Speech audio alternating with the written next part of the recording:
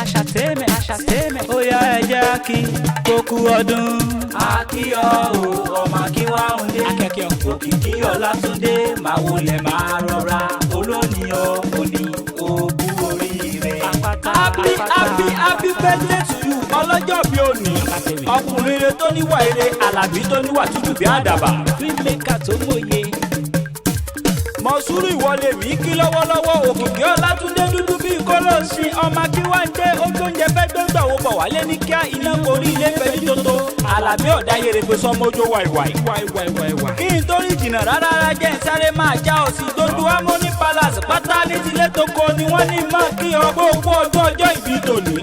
Lábẹ́ àṣẹ àtolùdarí Yétí mama àwọn olólùfẹ́ rẹ̀ Àdùkẹ́ Ọláyínká wàìfì rẹ̀ pàdí Yétí gbogbo wọn pátápátá láìkù kan ni wọ́n ní mọ́ kí ọ dáadáa. We are greeting you sir.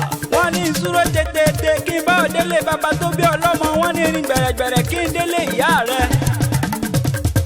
Yewa ni bàbá tó bí ọlọ́mọ ìwọ náà gangan Yewa ni ọ́ Ìlàró nílùú yín nípínlẹ̀ Ògùn.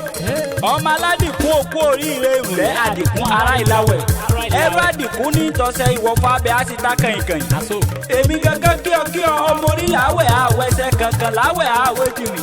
Ọmọ òjò pa mí òjò pèrè òjò pẹ́ wàhálà mi dànù òjò tó pa mí lánàá ò bá mi dénú ilé ẹnu òdì ló pa mí mọ́. Ẹ̀gbọ́n mi yéké o ẹ mọ́ bu ọmọ orí làwẹ̀ lábẹ́ èrí lójú. Ọmọ orí adé ni ọmọ gbadẹ́rù gbé ọ̀sẹ̀ ìsàlẹ̀ adédùláwẹ̀ ni ò jẹ́ kọ́ mọ́ kú mọ́ mi lọ́wọ́.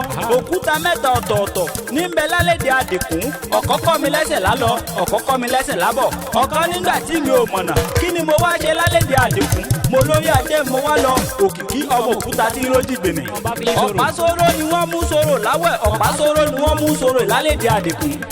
Ìwọ lọmọ ládé ọmọ ládé Aláàfin ò ládé adé aládìkún lágbà fáláàfin lágbà fún Òròlú ọmọ òkè láwẹ̀ Òròlú mo níyọ̀ mo sàtẹ́ mo lé pọ́nlé mo ṣe ládì funfun.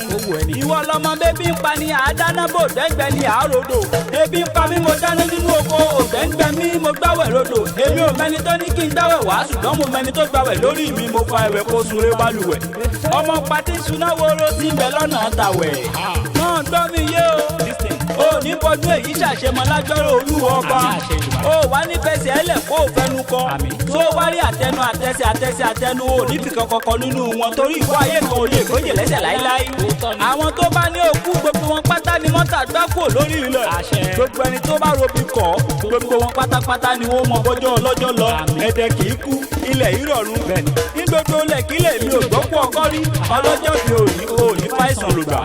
Gbogbo Harmony Palace pẹ̀lú olólùfẹ́ rẹ̀ ìmùlẹ̀ aláṣẹ Harmony they are all wishing you long life and prosperity.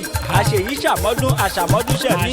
Happy birthday o Òkìkí Ọlátúndé máa wọlé máa rọra olóníyàn fòní okú oríire.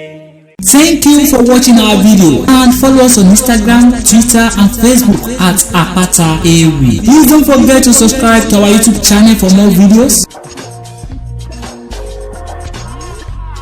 We love you.